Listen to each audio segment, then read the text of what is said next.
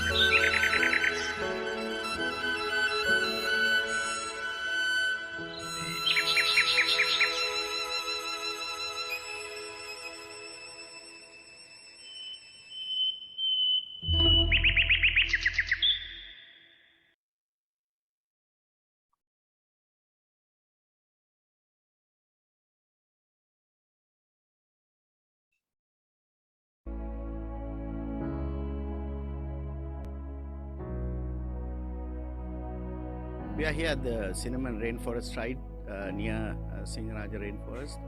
This is a ecological rainforest site which we are going to reforest with the partnership of the Ruk Rakaganno and the Forest Department. So the funding is coming from the John Keels Foundation and the Cinnamon Hotels and Resorts. Our objective is to restore degraded land into a natural rainforest by using the native land which will be found in the near vicinity. So this will be done very scientifically with the team of scientists and also with the local people near Sinharaja. So it will be multi-partnership project, so that we need to learn a lesson in terms of the reforesting degraded land, as well as how to do it very scientifically. So we'll disseminate all this information for people to learn in terms of the how to restore its own forest. Our ultimate objective is to see this area converted into a natural forest, maybe 20 to 30 years down the road. We will take care of this land for 5 years, so that we will let it go to the natural. Nature will take it over from there, so that it will be a natural habitat for all the species that are hanging around in this area to use this as an oasis land.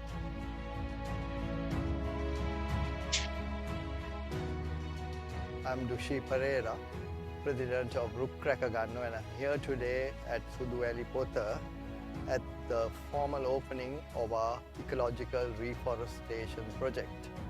We are indeed delighted to have John Keys Holdings and the foundation funding us, which was a dream of our former president, Mrs. Vitarna. She was the architect of this project, and now we are seeing the initial stages of her dream bearing fruit. So we were happy to have both her children here, Ranil and Manika, at the opening, along with the hierarchy of John Keys Holdings. It is a 4-year project, but cut down to 3 because of the COVID pandemic. It is a complex project because it's ecological restoration, but we have had all the partners to make it a success it seems to be doing.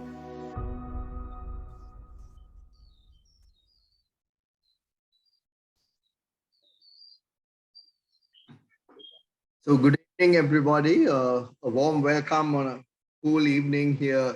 I'm here in Nugegoda. On behalf of Ruk Rakaganno, I welcome all of you. At the moment, I see 71 participants, which is very encouraging for us. Today, we are delivering the 10th in a series of tree talks, as we call it, hosted by Ruk Rakaganno.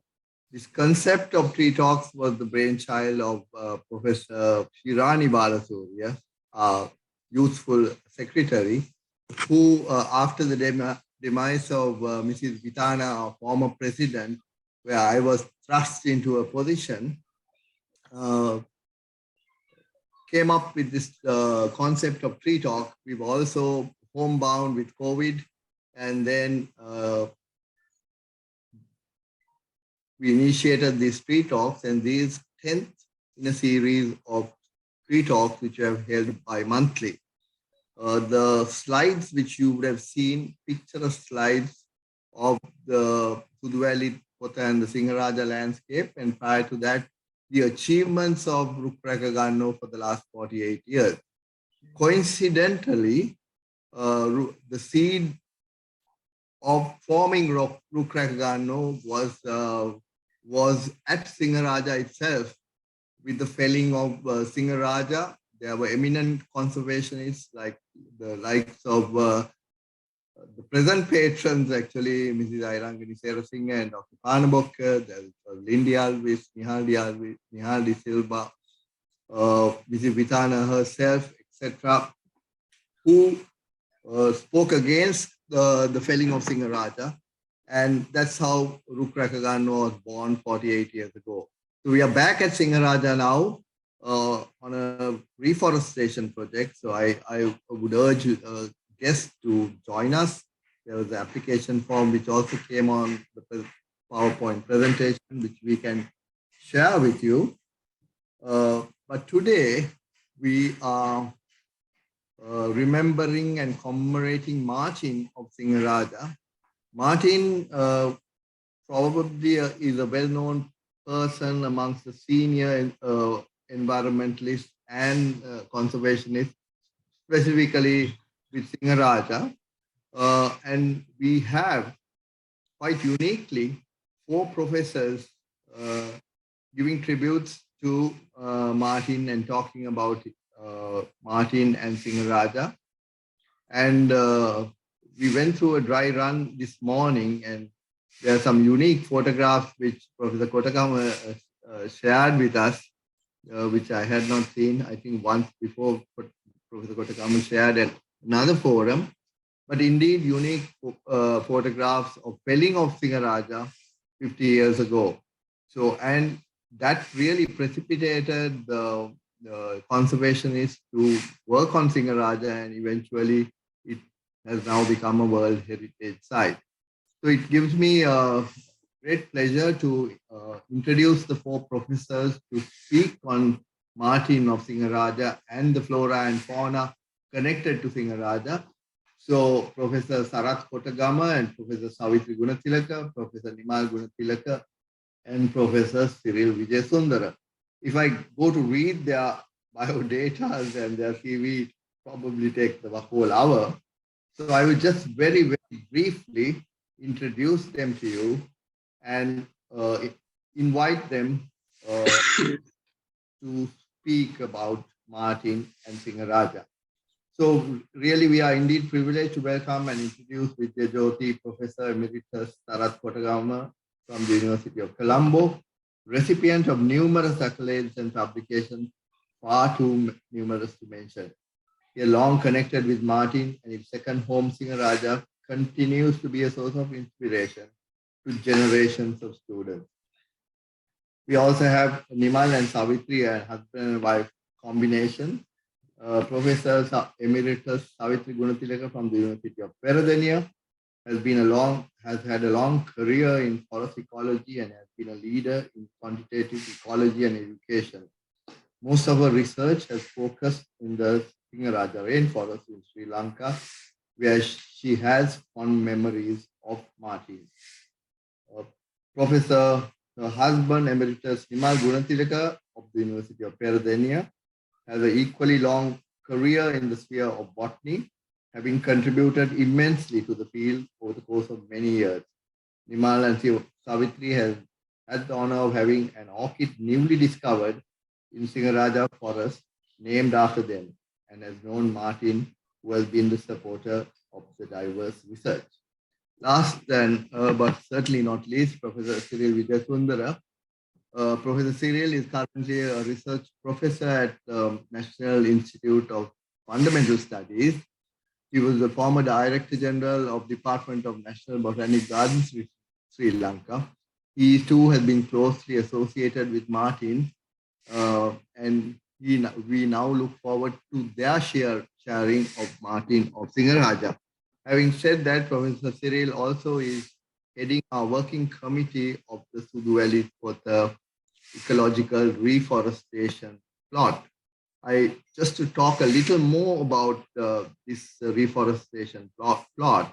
It is a 59-acre site in the buffer zone of Sinharaja, and the principle of relay floristic techniques of ecological forest restoration is being undertaken, which has been we have successfully completed our target. And this relay floristic technique is really a succession of incoming and outgoing plants, leading to an equilibrium of the rainforest habitat. So with that, I will call Professor Kotagama to take the floor, but to inform listeners to please send in your questions, because at the end we will have a question and answer session in the chat box. Or if you really want to talk, if you lift your hand in the chat box, if time permitting, we will allow you to speak. But first the chat questions and then on to conversation. So without much ado, I invite Professor Sarath Kotagama to take the floor. Professor Sarath. Thank you very much. Good afternoon or good evening to all of you. Hi, Bowan. It's a great pleasure actually to speak about Martin. We have him as Martin Aya, Martin Mama, Martin Siya, Nilanolat Mahacharya, and Janata Vidvata, and often also referred to as the Itu Devio of Sinharaja. So many names attached to this very simple person who was born in 1939, 24th of December, and went to school only up to grade 7 because he couldn't get to school from where he was at Kudava and had to drop off.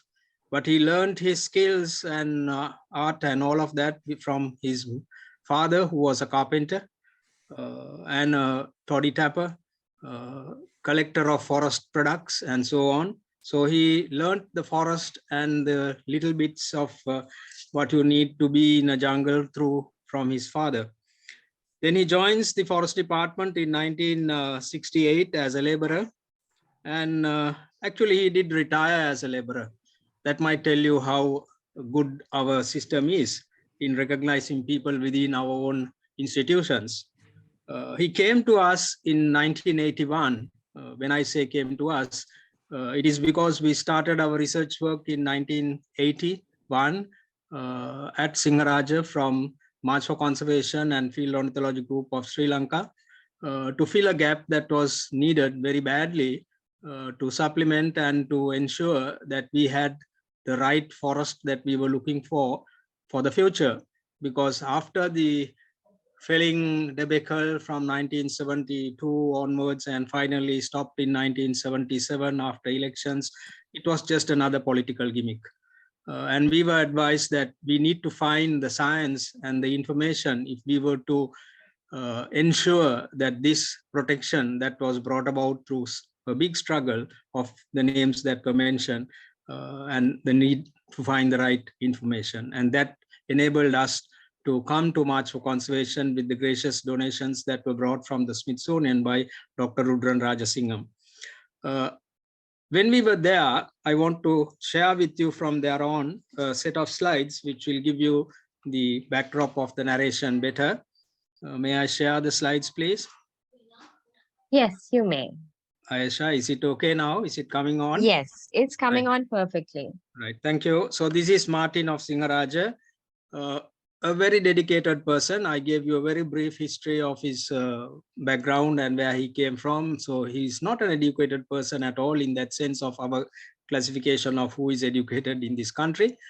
But through the years of association, I can tell you that he's much better than many of us who have got degrees and postgraduates and all of these things. So we started, as I said, in 1981. This logo you can see of March for Conservation itself was designed by Lucky. So they were all part of the story. And we started our work clearing up a land that had already been used by the workshop at Sinharaja when they were logging. So 5 of us went in there, and you can see Malcolm Jansen and the others, and ended up with our hut. And this is where Martin and we sort of lived for almost 6 years, I would say, continuously doing all the work inside. We made sure that we had the right people in it and owned our part of the forest for doing the work. And that's Arujana Nadaraja, if I can recall. That was our ultimate hut. What is interesting is that from the very beginning, we were determined that we were not going to cut a single tree. So all the pillars or stakes that are there are from the shuttering of the National Science Foundation or National Science Council research station. And the paneling was all from the Stafford Motor Company, which gave us it to us.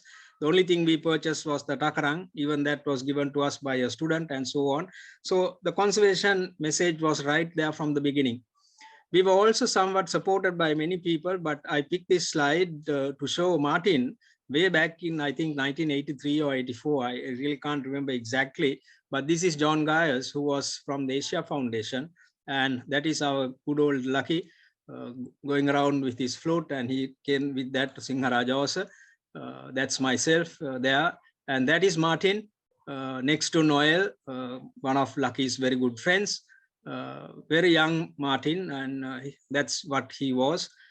From the very day he came to us, or came to join us as the supported labor for the research station at Sinharaja, his interest in learning from us and interacting with us, we noticed. And we, of course, were young people at those days, so we didn't find a difference of laborer and worker and things like that. We all integrated into one system. And that, I think, was the biggest challenge, and also the opportunity that enabled us to learn from him, because he definitely had a very good knowledge of the plants of that area by the time he came to us, because we also didn't know anything. So maybe we were impressed by what he was saying, but I know that gradually he did master it. We were also very enthusiastic to do a lot of treks while we were there, and Martin was the person who did most of the assistance to telling us where to go, because he knew the inner landscape very well. And for often he used to narrate how people used to get into the forest and do chaina cultivations and take in the forest products and things like that, which we know is not permitted today. But in the good old days, these things were part of the story, and people used to go in and collect what they want, like beryl ear or wild cardamoms and things like that. And there were some who were tapping toddy inside the forest. They used to come and collect the Maveval and all of that. So Martin knew, and in fact, he also took us to many places, which we call the deniers, which are the lower portions of the Sinharaja forest, which were all dug up for gems. And I will still remember, and it is still there for those who go to Sinharaja. If you get near the research station and walk down the so-called big tree that existed, which doesn't exist there, you will see the gem pits of the people who were digging it up during the workshop days. So they still remain. The signs are still there. Anyway, so this is just before we decided to go to Hinipitigala, which is the highest point. And very interestingly, we got lost, despite Martin being with us, because we decided to use what we should not have been doing in Sinharaja, which we know later on, because there is a basic rock and a magnetic anomaly in that ridge. And we used the compass and got lost. And then Martin said, this is not the way to go. Let's follow the traditional way and go up the streams and things like that. And we got to Hinipitigala, actually at the end of the day, and came back through Polpitigam. Forget the names. Anyway, got back to Sinharaja. So that is actually Martin again on the left-hand corner or right-hand corner. Sunil, that is Mr. Childers Jayawardena, his son. This is Amanda Soisa, who was very much with us working. That's myself again. And this is today Professor Devaka Virakon. And that's Varuni Kulasekara. She's, I think, somewhere in the States. Right. This is Martin's family, a picture which I managed to find. So there is Martin, that's Gunasoma. The only two persons are missing. That is the eldest daughter and the second daughter. And this is Chuti, and that is Sudu. And that is, of course, granddaughter. And then, of course, Wijesoma, the real wild one, I would say, the real duplicate of Martin, other than the knowledge. Everybody else moved out into the new world, but Wijesoma remained very much like Martin in the wilderness, without the knowledge base and advancement into doing research and things like that. But you'll be surprised that he calls himself a planter, because he owns about 5 hectares of tea. As soon as Martin retired from the forest department around 1981. No, I'm missing up everything. 1990s. He was talking about what to do, and then we discussed quite a lot, and we agreed that he was going to start a business of a sort, and which he said very clearly was going to combine both education and an opportunity for persons to do work and for visitors to come. So that's how the forest view or the Situru came up. And in fact, this building on the right-hand side here, right hand of mine, and is the building which he built dedicated for the programs, for the student programs, especially because he let the World University Service whose Inspirations of Nature program to run here, which was initiated by Professor Lakdas when he was in Moratu, and I assisted him for that. And we are still doing it after the COVID. We just started it back again last year. So it's a very interesting continuing, and that building was made specifically for that purpose with the money that Martin managed to earn through the entrepreneurship that he had. So it's dedication that we don't see in many places that is there. So these are just a few pictures from inside the dining space, not very complicated, very simplistic things. Inside you have the beds and rooms and all of that spread out. And we had this panel exhibit always there at Sinharaja of the work that Field Ornithology Group of Sri Lanka, because March for Conservation winded up later on.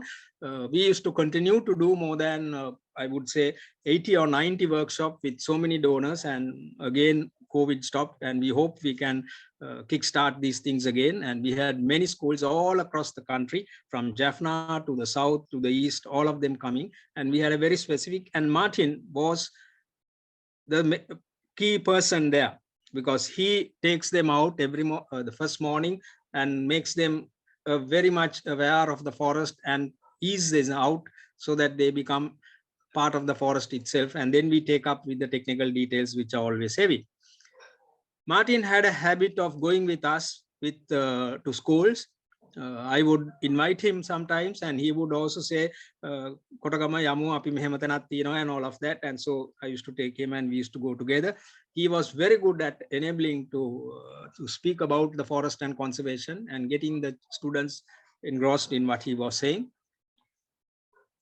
So he parted all his knowledge for the students when they came for the workshops. Just a couple of pictures of that, and spoke to them about the experience and came to give the awards and things like that. So it made a big difference for many of the educating students to recognize that this very simple person was capable of this high level of knowledge if all you needed was dedication, right? So we even made him be part of the teacher training program for the field study centers in Sri Lanka, which is under the Ministry of Education. Of course, sadly, it doesn't work now again, but we tried to push it to get somewhere when Mr. Vipulasena was there at the education department. So this is Martin in its full glamour and working with the students and pushing them to get what they want, all focusing on what he's trying to say because he knew how to say it. I would say that because he was a real good naturalist in the field, enabling the students and anybody to understand what he was saying. He was dedicated to research, study, and dissemination. That's no question about it. And I would say that he was a true citizen scientist. And I would like to just quote to you from Jagat. It's in Sinhala, but I would like to read out because this is a publication about Martin, which was done by Dayaratna Dalavala. Probably a few only have that credit in the conservation arena of being written about by somebody else about the achievements. And this is what Jagat says. Martin Wijesinghe Mahata Merata Sitina Jestatama Janata Vidyaknyuku Bava Amutuen Kiva Yutu Nove. So pardon me for the Sinhala part, that there is no other person you can say as a clear citizen science. And we are talking of citizen science today when Martin was here a long time ago, right? He wrote 2 books. That is also important to recognize. One is Madhu to Sinharaja, the Sinharaja I saw. And you can see he was very good at what he was doing. You can see the next book says Rajasingha Vanantere Sudusiya. In fact, this is Sinharaja Vanantere Sudusiya. So, but if you had said Sinharaja Vanantere Sudusiya, people would have not probably looked at it. So he was good at twisting the idea around and said Rajasingha Vanantere Sudusiya. I know that because he told me this and said, Kotagama Matya Mammeka me Sinharaja Gyane ne, mokada oki kiwata balanne ne. People won't look. So I will make it Rajasingha Vanantere Sudusiya. And 2 publications, we from Field Ornithology Group of Sri Lanka publish them. They're out of print today, but we hope we can reprint these things and make it available to the public. Now, for all his work and all what he had been doing across the country, he was awarded the Sri Lanka Tilaka in 1993, probably the only person in the government sector who has been a laborer, who has been even given this type of honor. And yet we don't like to recognize him. I know that many people are finding it very difficult to recognize the person. It's very sad. Upahara Sammana from the Cultural Writers Forum, then Mihidaru Award in 2004 from the Central Environmental Authority, and Mihidaru Prasadini from the Sri Lanka Green Association in 2006. So this is the picture of the Sri Lanka Tilaka Award getting from the President, His Excellency D.B. Wijesundera. I was fortunate enough because Martin said that I should come with him to the award ceremony. So I felt very proud about it to have gone with him to that forum because he had only one other invitation. Everybody would say, why not his wife? But he felt, no, I should be with him. So I feel very honored at that time to have been considered. This is from the Cultural Writers Organization, Dharmasiri Gamageme, who is no longer with us, but giving the award to Martin Wijesinghe.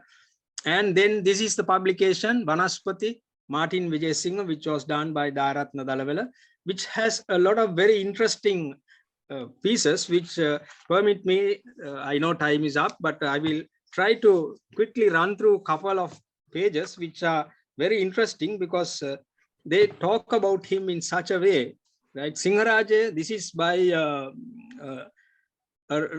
article written by Das Narayan in 1994. Sinharaja Pilimbada Panapitin Avidina Maha Potak Bandu Martin Naya. So he was recognized at that time as a dictionary or a vocabulary walking around.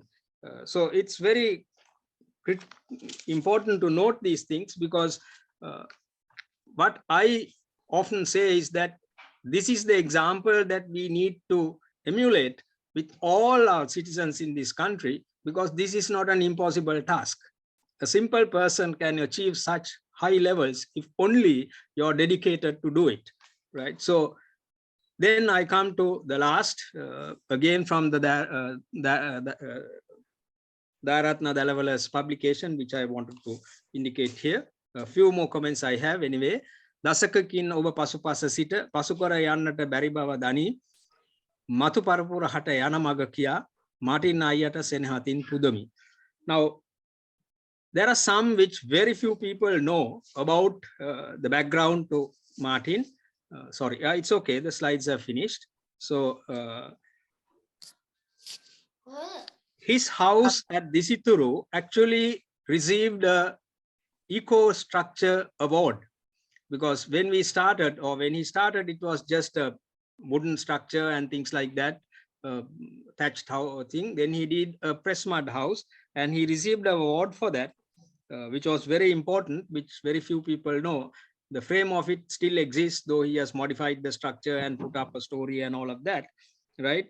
So his dedication to permit the University of Moratuwa WUS people to come and work and do their workshop, taking over the entire premises. And sometimes there have been about 50 students there. Of course, the students do the cooking for themselves and do that. And even allowing and tolerating things like that was always there.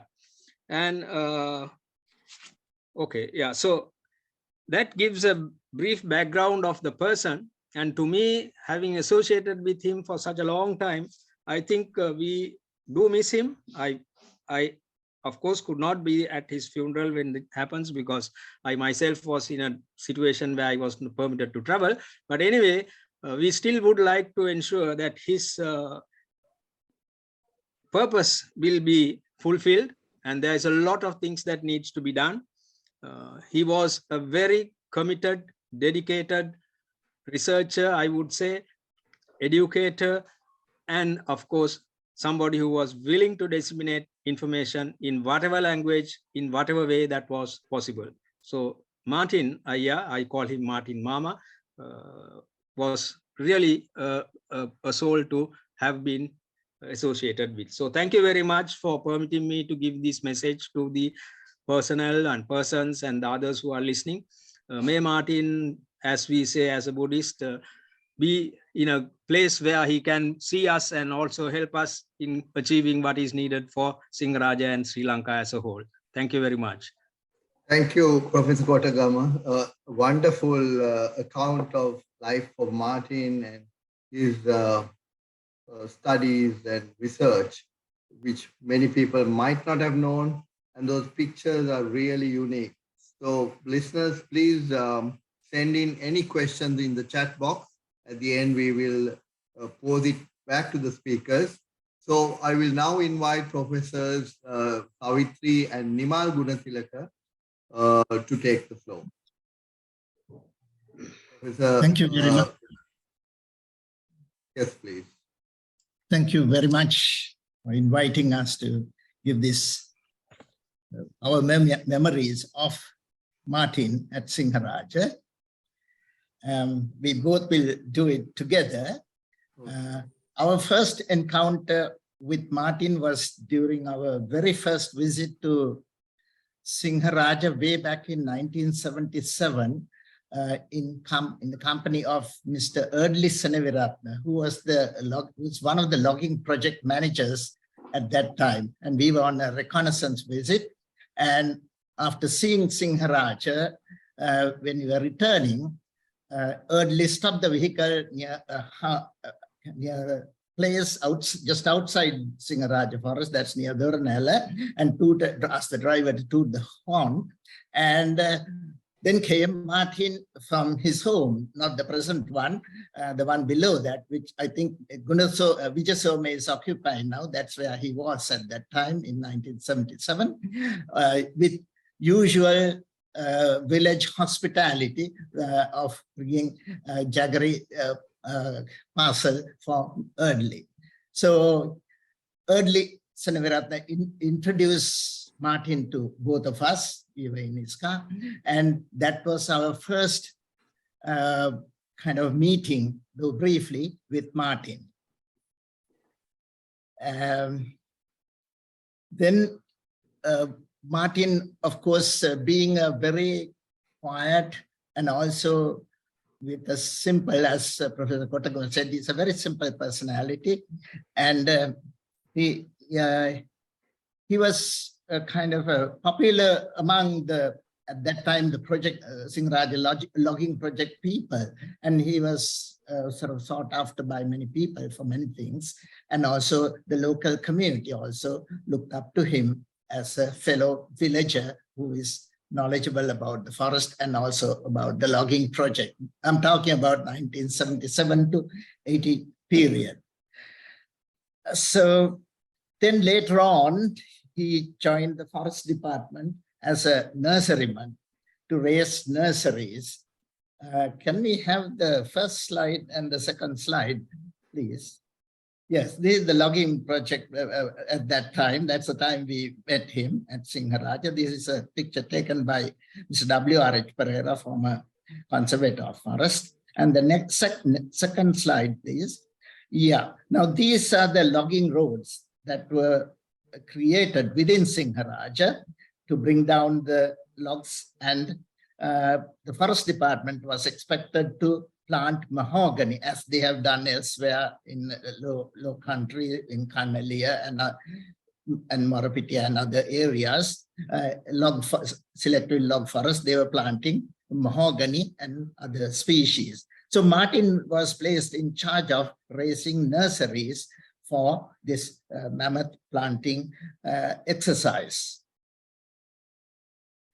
Now, that's the logging period. Then when we started our research,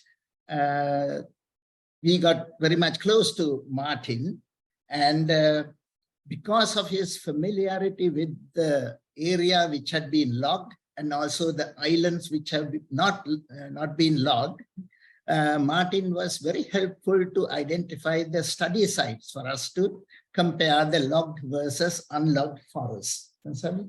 Yeah, so that was very helpful. Martin was able to find easily accessible areas, unlogged areas, at the same time logged areas where we can actually do comparative studies on the damage to the vegetation from the logging project. That was our aim at that time, because no sort of quantitative evidence of how much damage has been done to the done during the logging project to the forest was not known, and that evidence was necessary for, at least in part, for making it a World Heritage Site, which became 10 years later after it became a Man and Biosphere Reserve in 1978.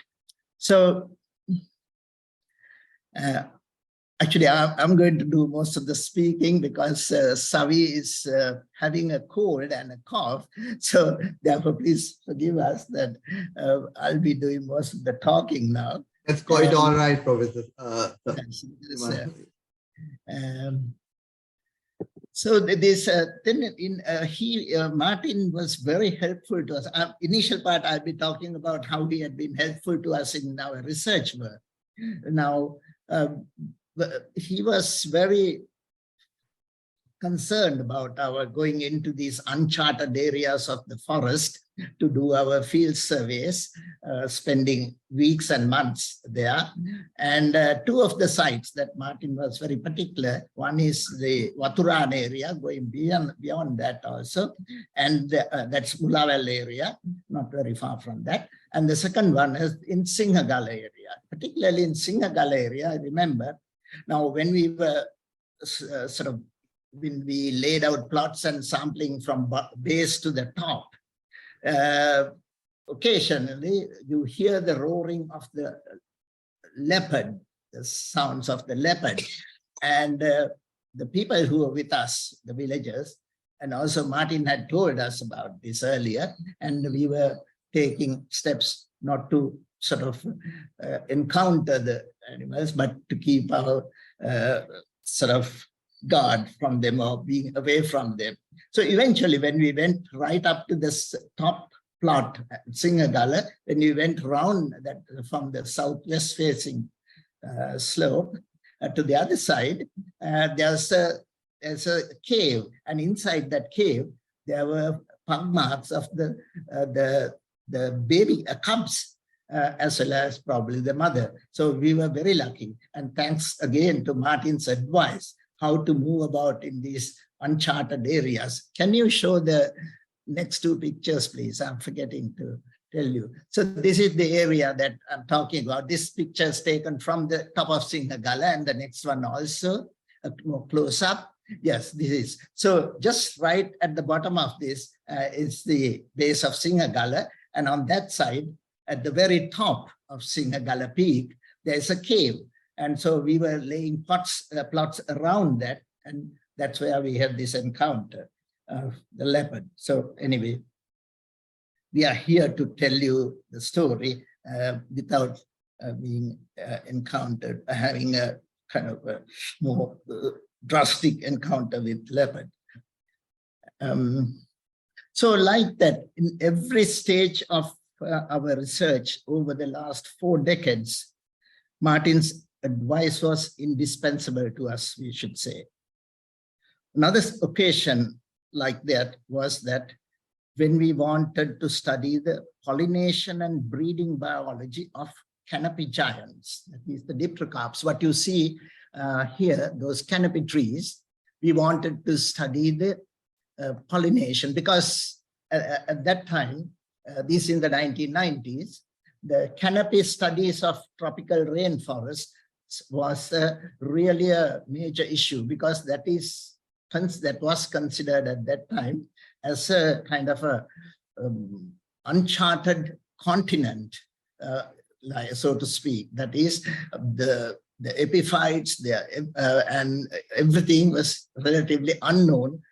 Both plants and animals living up in the canopy is relatively unknown at that time in tropical rainforest. So many countries started doing their research, moving into the canopy areas, and Malaysia started this, at least in Southeast Asia.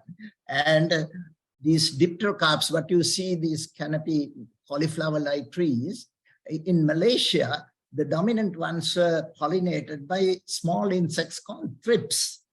So since we have a geographic connection and a gateway to Southeast Asia for these plants, this group of plants is from Sri Lanka, So naturally, we were very interested in looking at who the pollinators were of our dipterocarps, for which we have to reach the canopy.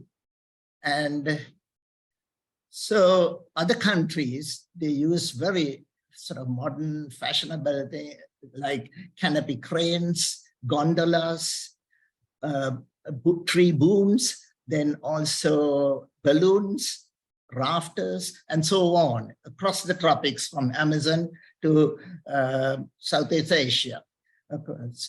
But we had a very low budget and we wanted to do it in a very low cost manner. If you show the next slide.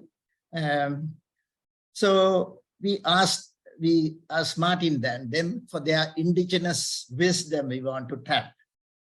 And usually they go up the trees to tap Kitul, then also go up the dun trees, Berelia trees to collect the resins. They call it Haragahanwa. So they said we can use the same method to reach the canopy. So this is just one of 12 such canopy landings we had during that period from about 1980s. So we had a platform on top and we can do all our pollination work, observation of who the pollinators are and so on. So the work we did was kind of, they are not different from what the others have done with very sort of expensive equipment they have used. So the next slide, if you may, show it. Yeah, it shows that these the work we have done in Sinharaja, this is studying Wijesinghe, and they appeared in international textbooks as well as kind of what the tropical field biologists should have: a simple notebook, a pencil, hand lens, and a binoculars. So with this, you can do a lot of biological work in this one of the best outside laboratories in the world, so to speak, the tropical rainforest. That's what this method, this section says. So the next slide, please. Okay, now after the pollination study, that's studying the pollination of canopy trees, we wanted to look at the biology of other non-timber forest species. Now, non-timber forest species are collected by the villagers. They have been traditionally collected by them, but with the declaration as the Man and Biosphere Reserve and later World Heritage Site, their usual access to the forest was restricted. So what we thought was, we identified a few such species and then wanted to see whether they could be planted in outside the forest. And we selected the areas that are criticized by everybody and on every platform, that is pinus plantation. Now, everybody is very critical, but probably very few had tried to do anything with that. So that's exactly what we did. Again, Martin came to our help. Now this is Martin's own home, as you can see. They have made hal pittu for us. So that's one of the traditional food products that they get from the health. It's a health food. Next one also, please. Next slide, please. Yeah, so this is Berelia, the canopy giants I was talking about, looking at the pollination. And again, this is at Martin's place. Martin's daughters have prepared. Now you can see these are the cotyledons, or so from the fruit, the seeds are taken and they are dried, ground up, and with Kitul treacle, you make delicious ones. So Chandralata and Pirsili and others, Martin's daughters, they are very good at it. So are the other villagers. So this kind of food, they are health food. Next one now, please. Next slide. Yes, this again collected by Martin's son-in-law, this from his own garden. And at Martin's place again, with rice and coconut, they prepared kanda, the porridge, of Gonika, and it's a very nutritious and also a health food, and you have it with a piece of jaggery or kitul candy. So those are some of the things we learned, the indigenous knowledge from Martin, which we used in our research, and what we have initiated 30 years ago in the pine plantations, not very far from Martin's house, in fact. They are now yielding, even beryllias are fruiting, and in 30 years, we were able to convert this small bit of pine plantation into a kind of a skeleton of rainforest with utility plant species, which are collected from the forest, but now cultivated. And in 30 years, you can derive the benefits of that as well. They've beryllia fruited, and also kitul also flowered and fruited. Venival, they all fruited. So in about between 20 and 30 years, you can convert the pine plantation into a skeleton of not the whole forest, but the main ingredients are there, infrastructure, but the others will naturally fill in. That's what we are seeing. Even Gonika, we found in a recent sampling work we were doing in that pine plantation. So that's what we have done there. Now, Martin's, can I have the next slide, please? Okay, so Professor Kotagama spoke very much about his work of related to education. He has always, you find him with people sort of coming to listen to him of the indigenous knowledge that he is having.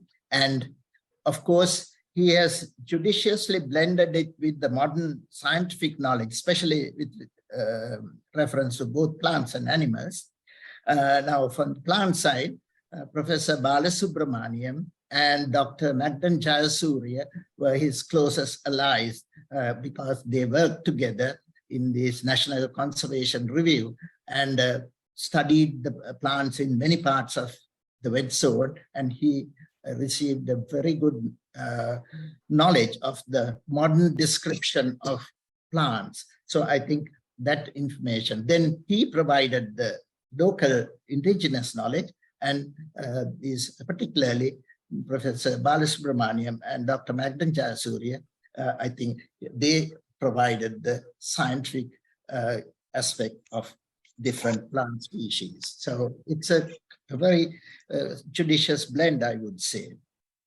Now, Professor Kotagama mentioned that he's quoting from Dr. Jagat Gunawardana's statement that Martin is an embodiment of citizen scientist at his very best.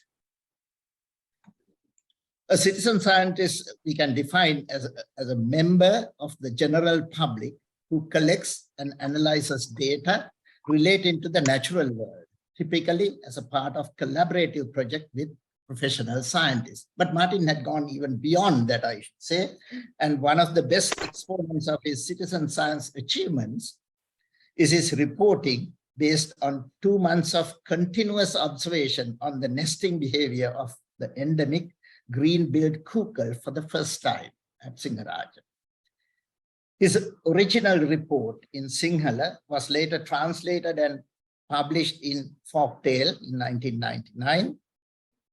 I'm mentioning this specifically because his original report in Sinhala, which appeared in the book that Professor Kotagama showed, that is Vanaspati, Sinharaja Vanaspati, it's there. It's an excellent example for any field scientist to learn how meticulously and painstakingly such observations and record keeping should be made. It's good for anybody doing field work. The same is true for his help in developing rapid methods of germination and raising of Wijesinghe, that is rattan, seedlings in thousands, if not tens of thousands, for planting by the forest department outside in their pine plantations and elsewhere. So Martin's contribution was quite significant in this. then I must always also mention something like what Mr. Kotagama mentioned, that is his family, that is both his two sons. They were with us at the very beginning. They in the early 1970s and 80s, they both worked with us. And Gunasoma, the second son, elder son, is now with carpentry work and he's on his own. But the younger one, actually, he's still continuing to help the researchers at Sinharaja, Pitakale area. That is where University of Sri Jawaharlal Uwellasa University and Yale University of USA, they have collaborative projects, and he's helping the work with them. And, yeah, and so Martin's scientific achievements. So those are the two sons. Then I should mention about the 4 daughters also.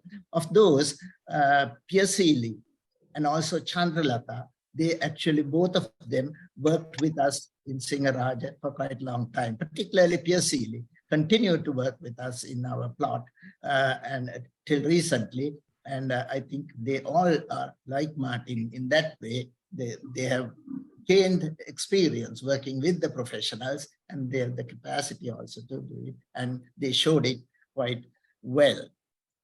So Martin's scientific achievements and entrepreneurship reaching exceptional heights is unparalleled, with many rewards and awards to his credit, and Professor Kotagama showed some of them.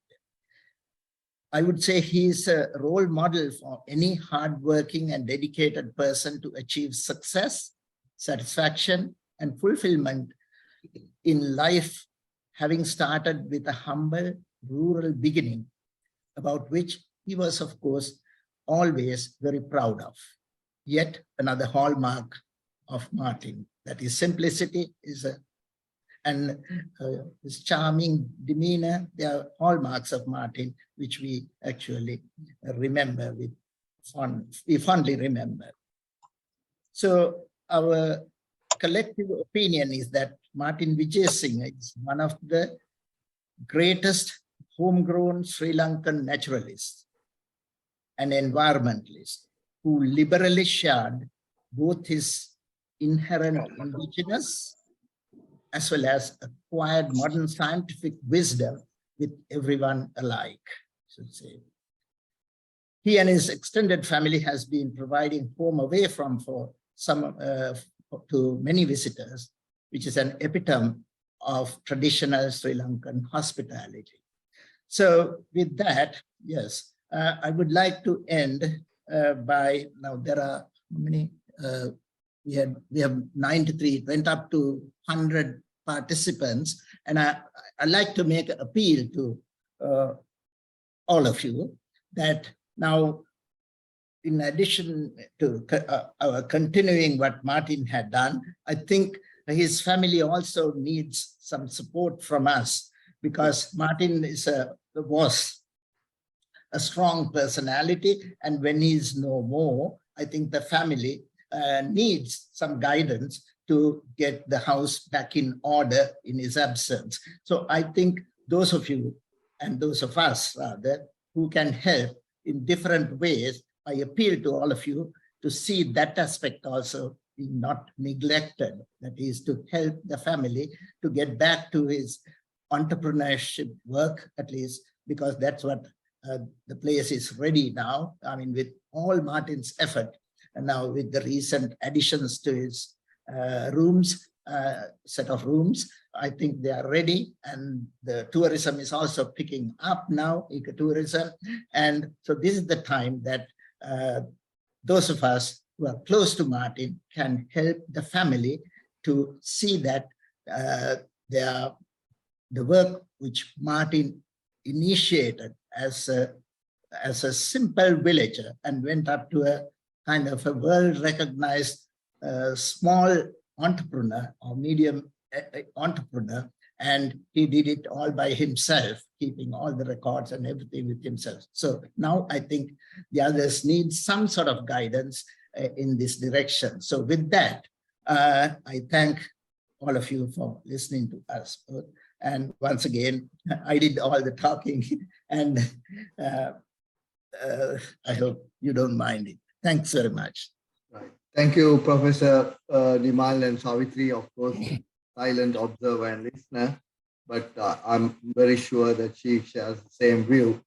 So last but certainly not the least, we get to Professor Siril Wijesundera.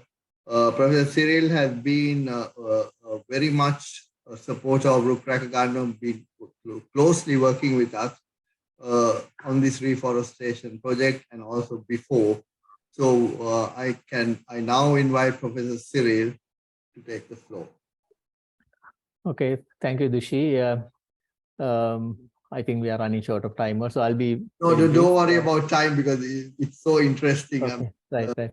No, okay. Now, now I came to know Martin only in the late 70s because we were students at the University of Peradeniya doing botany from 1974 to 1978, and during our time we were taken to the field to the different forests and the various ecosystems in the country, and one of the prime locations we were taken to is Sinharaja, of course, and Prof. Gunatileka, Mrs. Gunatileka, that was with Prof. Gunatileka, we were taken, and then that's where I think we first met.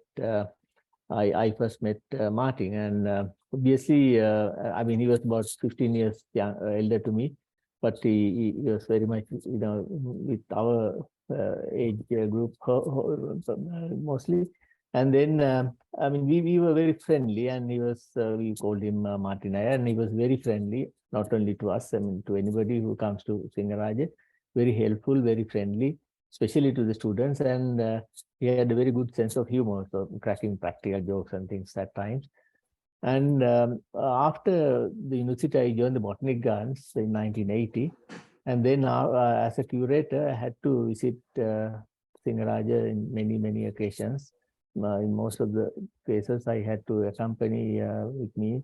I mean, I had to take with me several foreign botanists and even some local botanists. And in many of those occasions, it was Martin who helped as a guide, telling us where to go, what to do, and all the names and everything. So he was actually he was teaching us, the field. He was a very good trekker, and he was actually guiding us in most of these trips. He used to come to Peradeniya, at times to meet Professor Gunatileka, I think. And when he comes to Peradeniya, he usually comes to the gardens and meet me also. So several occasions he came and met me, and we had several discussions about the time and various things we had with we did together. And then I remember once he even brought a piece of driftwood as a present, and it was painted with green color with white dots and things. And I had it for a long time, but unfortunately it was misplaced. I was changing station.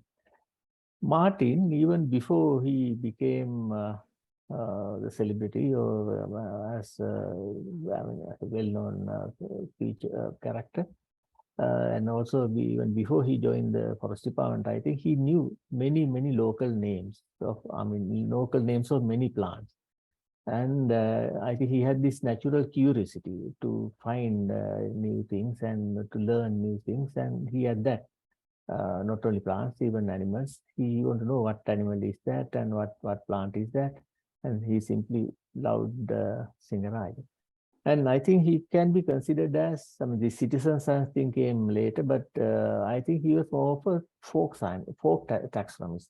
So there are folk taxonomists who, those are not regular taxonomists with a formal education.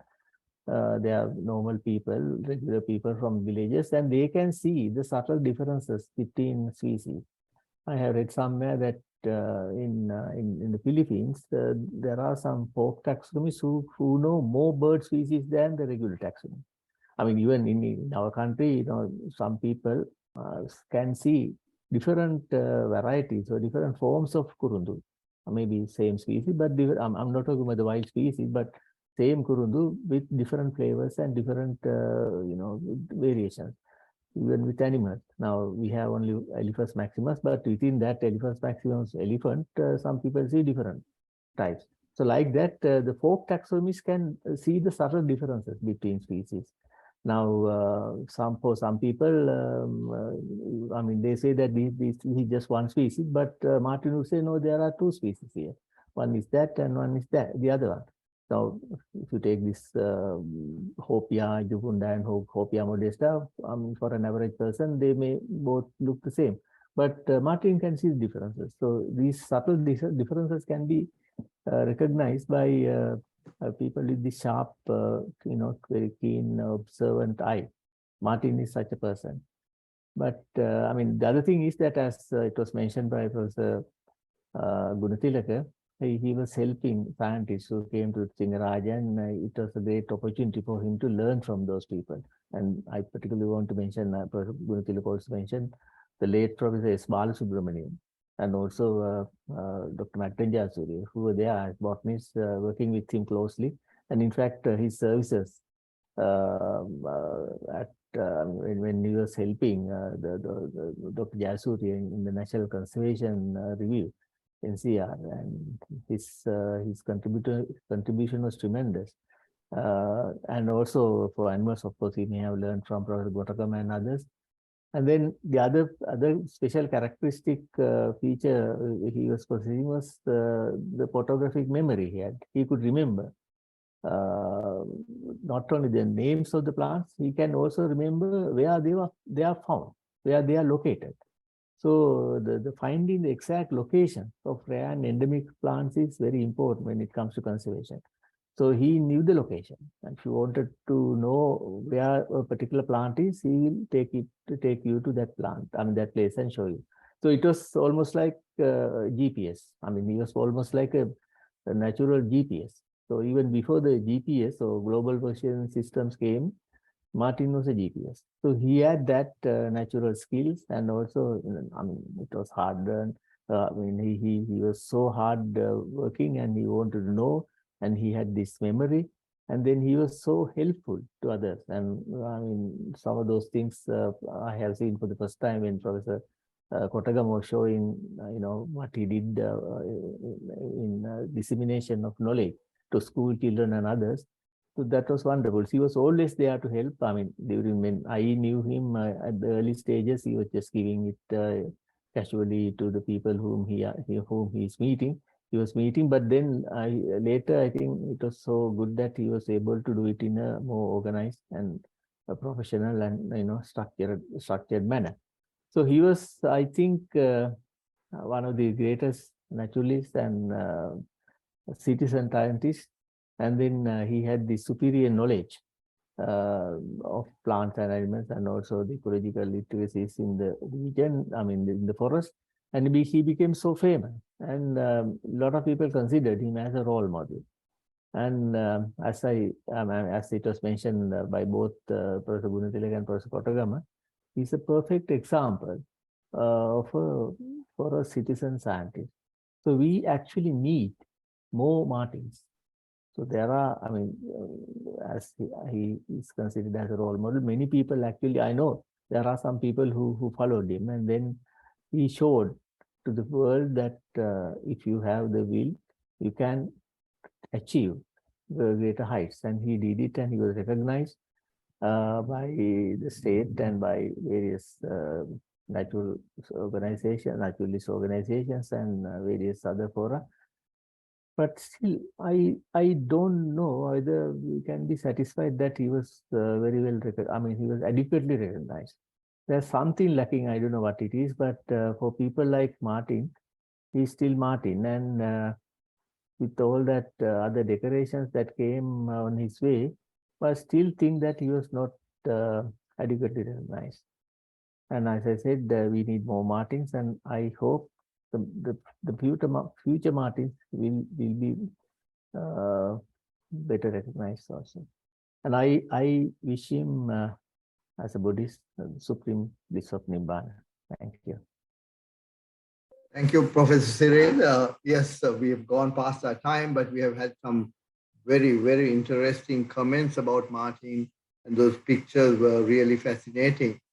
So listeners, if you have any questions directed to any of the speakers or in general, you could raise your hand and we could allow you to speak, or you could even send us a chat message right now.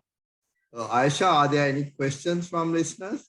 I must also apologize that our Zoom link could accommodate only 100, and at times there were more than 100 participants listening to the four of you, which is really a compliment. And I also really feel proud that Shirani suggested that we fate Martin, a lower being, and fated by four eminent professors. So thank you, Shirani, for your suggestion. And Aisha, for any questions? We do have a question from Urani. She says, his story is so interesting and inspirational. How did Martin gain such knowledge from self-studies and the experience he gained while working with professors? Professor Kotagama? Well, yes, I would say very much, because I have been with him for days and nights continuously, sometimes for weeks, I know. Very much as Siril, Professor Siril Wijesundera just mentioned, he had some unique character which he was able to grasp many things. As for his English knowledge, I know how hard he worked on it. He used to work late in the night with his books in his room, reading them and trying to get to know what is being said and try to dialogue with us, and when we were in the field and things like that. So he was dedicated to achieving what he wanted at the very onset, I would say. So it's an effort, but that effort was assisted by all of us, I would say, the students. As just mentioned also, I should say he was a very good prankster. A lot of people got caught to him in many ways, but he did all those in good faith. And yes, definitely, it is the association that was sort of, how do you put it, was not considered to be sir and superior, inferior situation, but we all recognized each other at equal level, I would say, to enable him to go to where he is and where we wanted, because we learned a lot from him. There's no question about it. So there are many. I would say, for example, the new owl that was recognized at Sinharaja by Dipal, he knew it much earlier, because I went without him in one night when he said there is a frog calling or whatever it is, and then we like to look, and the only thing I saw was an owl, and I definitely didn't know that it was a new owl. I said there is a scops owl up there, that's all. And there's another narration where we saw the lights of the gods in the forest, if I put it that way, because it said Deyange Eliya Peno Kaleyasse. So in the English version, it will be the lights of the gods in the forest. And it was a massive fungal phosphorescent mat, which is there on the way to Mulavel. Right? It just lit up the forest that night.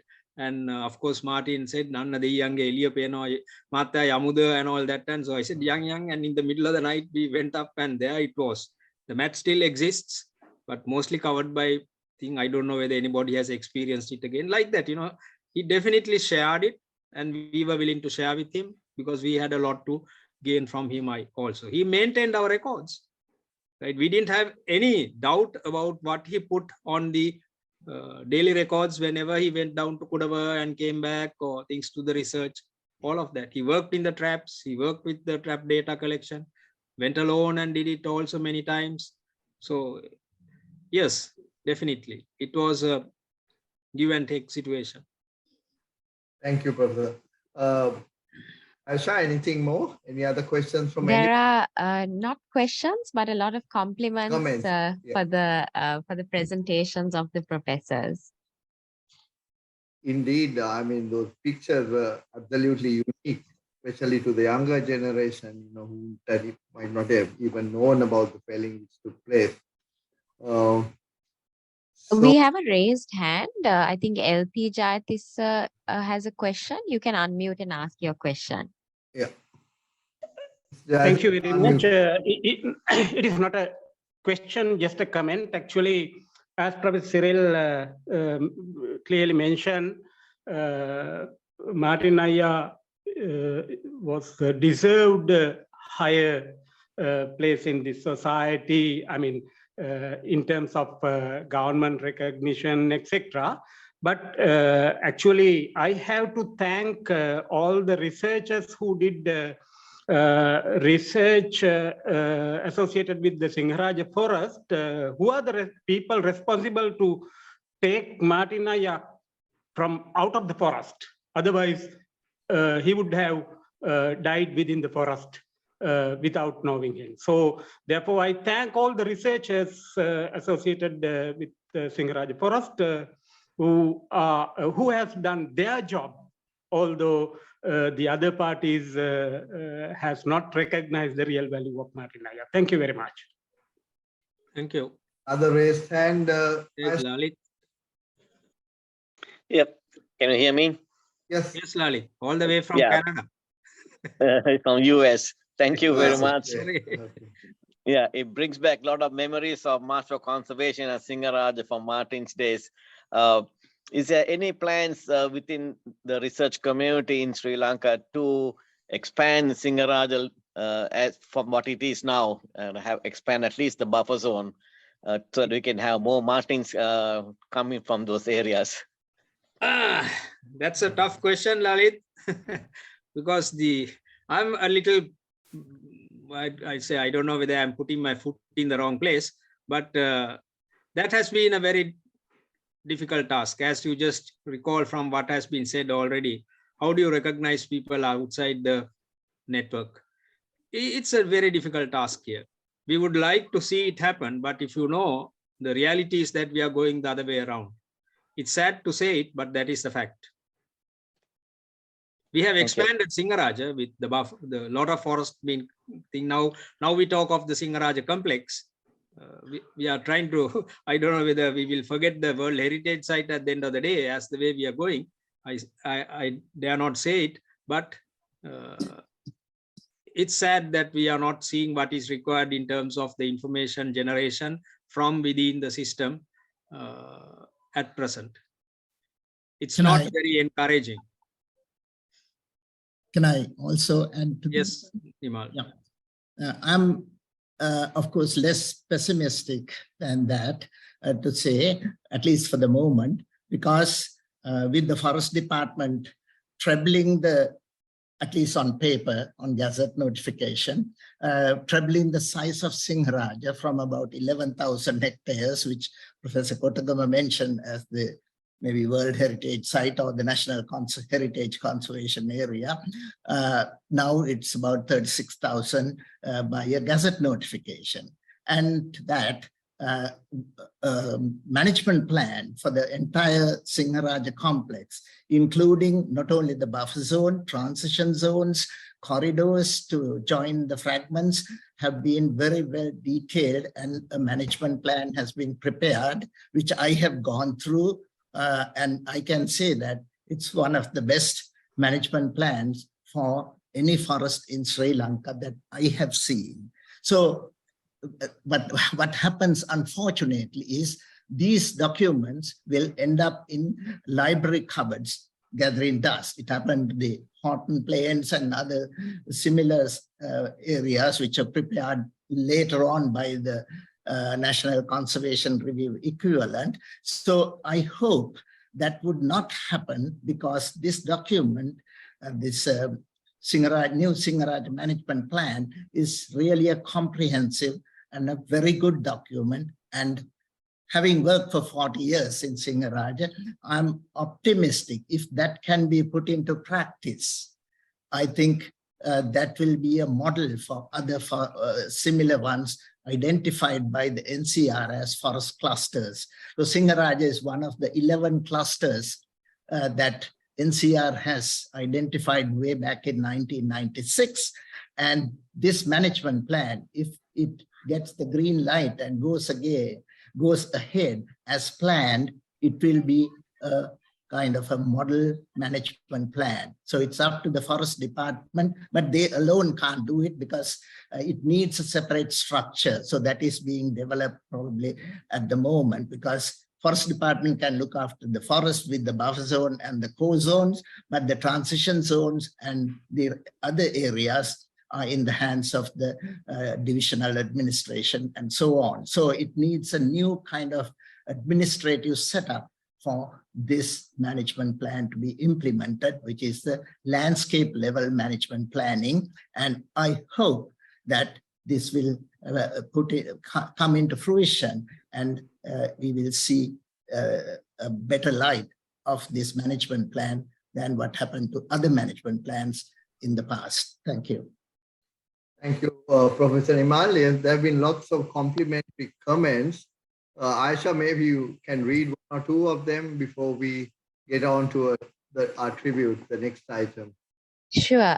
There's also a question from Melanie McDermott, who asks to please share information about how we, especially those of us abroad, can send money to help his family. Okay. Melanie, you can unmute yourself and speak if you wish to. Oh my, I wasn't expecting that. I'll just reiterate what I said in my comments first. Many, many thanks to all of you who made this tribute possible, and to your love and partnership with Martin all of those years. I'm deeply moved. It was my pleasure to be with you in Sinharaja 1984, 1985, and I can truly say it changed my life. So I was also, my family also benefited from staying in the, sort of the eco setup that Martin came up with. And I was moved to hear that his family would like to continue that. So we would like to help in practical ways also. So that's why I put that request forward. It's the mechanics of sending some funds to help out.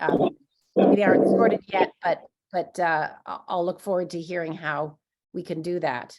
Thank you. We at Ruk Rakaganno are sharing this presentation, but of course, Professor Kotagama and Professor Gunatileka have associated with our family. But maybe Professor Shirani, who's our secretary, might be able to suggest something.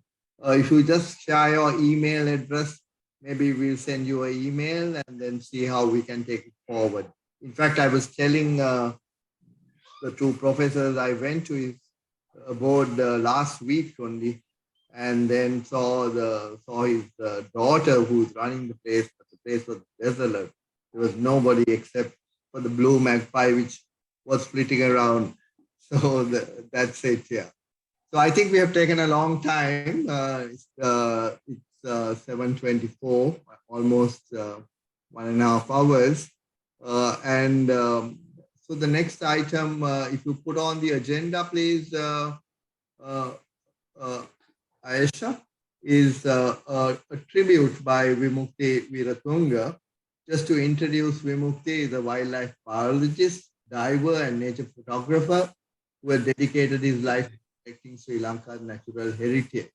He has been a regular visitor to Sinharaja and closely associated with Martin since '82. And more than that, Vimukti has been inspiration in our Kuduvelipota reforestation site, which we are undertaking on the buffer zone. He has been the proposer. I mean, he made our proposal, he got the funding, and had contributed immensely to the success of the project which we are having.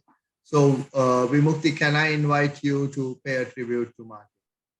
Thank you, Dushi, and I'm truly honored to pay tribute to Martin, which I have known him for since 1982 as a school boy. That was my first visit to Sinharaja.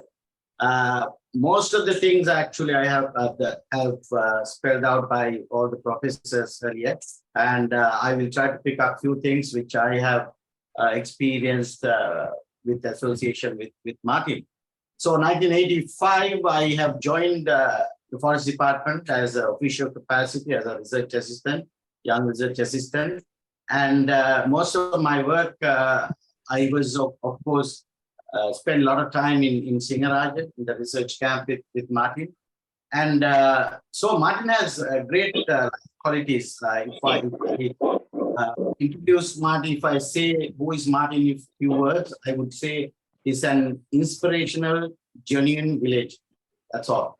Why I said so, he's an inspiration for the present generation because he was dropped out from the school. Just imagine the Kotagama village in 1950s, extremely remote and totally a remote village and no opportunities. But whatever the opportunities that he managed to capitalize for the benefit of the nation, benefit of the place that he has a love of, which is Sinharaja. And that is a very special quality that I have seen from him. The one advantage that he had was to influx of knowledge from outside as a professors, researchers to Sinharaja, but he managed to work with them and contribute something from his side and learn something from the others who came to Sinharaja. That was very good. And using the scientific references to double check everything and expand his knowledge was unbelievable. I was truly admired of Martin at that time as a young researcher when I went to the forest department first. He takes his job very seriously. Why I would say that I spent a lot of time in the field station as a young person, and every morning 5:30 he gets up, clean suit, put up a big binocular, which was given by Professor Kotagama, I think, from MFC, and walks along the logging trail to tick the boxes of all the birds that he has seen. So that's the recording, daily records of birds. So I was very jealous about it. I said that I don't have a binocular, I don't have a lot of knowledge about Martin as Martin, but I love to learn about it. So one day, what I did was when Martin left the camp, I started kicking the bird list, which I have seen few. And he came back and he started marking the list and said, who marked this list before me? And I said, I did it. And he said, you don't know about the bird? I said, I know few, and I have marked it. He said, no, you're not supposed to mark it. It is my job to mark it. So, he was very proud of what he was doing, and he was very serious about what he was doing. So that is one of the great qualities that I have seen from Martin. Of course, he joined as a laborer and retired as a laborer, as Professor Kotagama mentioned. But one good thing that the Forest Department has done, Forest Department kept Martin in Sinharaja without taking him outside of Sinharaja. That was a great move. It's a rightful move by the Forest Department. If you've taken out from Martin from Sinharaja, I don't think Martin will be the same Martin but we have seen throughout his career. So that was a good thing. And as everybody said that not only Martin, but the Martin's entire family is connected to Sinharaja, their research, Professor Gunatileka's work, 50-acre plot work, and nursery work, everything they were connected. And and he was some sort of a forward-thinking man, I would say. When 1993 he was building this small mud house, Visituru, I was helping him, making these bricks and things like that. And I asked Martin, you have a big house right there, 15 meters in the same land. Why are you building a new house here? He said that Kunchimatya, this small young man, you don't know that the Sinharaja is going to be crowded. A lot of people are going to visit Sinharaja, and I have to be ready for that. And I said, are you nuts, Martin? Look at the road that are coming from Vandagal to Kudu. Even the four-wheel drive is not accessible. What are you talking about? The visitors, can't go beyond Kudu to your place. And he said, no. These are going to get developed. And these are going to get developed. A lot of people will come, a lot of researchers will come. And just imagine the vision that he had on Sinharaja, how the transformation. So he was right. He's absolutely right. And I was wrong. And Visituru was a place, his house was an open house. And that's one of the greatest things that I have seen from Martin. Any person who step into Visituru, he was well open-hearted. Tea, food will be ready on the table without even request from the visitor, whether you are a stranger, whether you are regular guests, everything will be there. And he wouldn't ask a question, he wouldn't even ask a fee for his service. So that's the type of qualities that he has developed. As Professor Kotagama said, that the entire Martin's complex has expanded into a educational program, and the university, students, school kids, teachers, you name it. Every level of people came there and stayed and gained a lot of knowledge, from Martin. But he has facilitated everybody to come and learn from Sinharaja, learn about research, and that place has become a sort of a live wire for all the researchers who have visited Sinharaja for so many years. So, and he has been part of many research, as everybody mentioned. And I think the national contribution from the National Conservation Review was one of the highlights of Martin's life. And that is a national contribution. I was part of that from the Forest Department side. And Dr. Martin Jayasuriya, and he learned from everybody. And Dr. Martin Jayasuriya was the key person who was running the flora component of the NCR, and Martin was right next to him. And that was huge contribution at the national level. So I have to say that that humble person has given more than what he's supposed to give to the nation, and it's an inspiration for all of us as youngsters to learn and to see whether you are a person from the remote village or whether you are from a person from the center of the city. There are things that you can do within your realm and within your capacity, and Martin has showed that. So finally, I have to say that as we all wish, Martin's remains are lying right next to Sinharaja, which is the rightful place for Martin's remains. And as we all wish, may his soul rest in eternal peace. Thank you. Thank you, Vimukti. We are gone over time. And so may I call upon our Vice President, Simon, to propose the vote of thanks, please. You're muted, Simon. Unmute myself first. Thank you very much, Dushi, for that. And it's my very pleasant duty to propose this vote of thanks. I just want to say that Martin Wijesundera, I've learned a lot today. He is, was very clearly a remarkable man, and he did remarkable things in a remarkable place. And his contribution, therefore, to conservation and to the future of understanding of the natural history of this island is clearly immense. He's touched a lot of people, and that came out, I think, because we had these extremely touching talks from each of our contributors. And thank you very much, starting just in the order in which we heard these presentations from Professor Sarath Kotagama, from Professor Savithri Gunatileka, from Professor Nimal Gunatileka, and then Professor Siril Wijesundera. All had personal recollections, but also, important things to say about the contribution that this individual, Martin Wijesundera, had made. As with all of these events, of course, there's quite a bit of preparation involved in making sure that it goes as it did today, quite smoothly, apart from a few people forgetting to unmute themselves.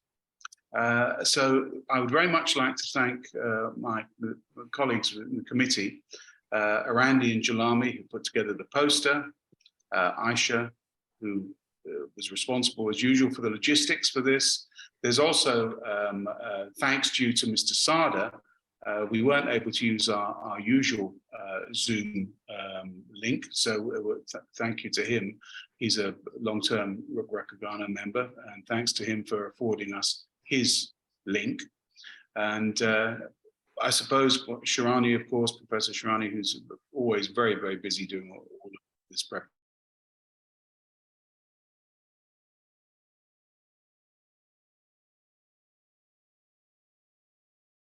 So thank you to all the people who were interested in learning more about the contribution Martin of Sinharaja. Thank you.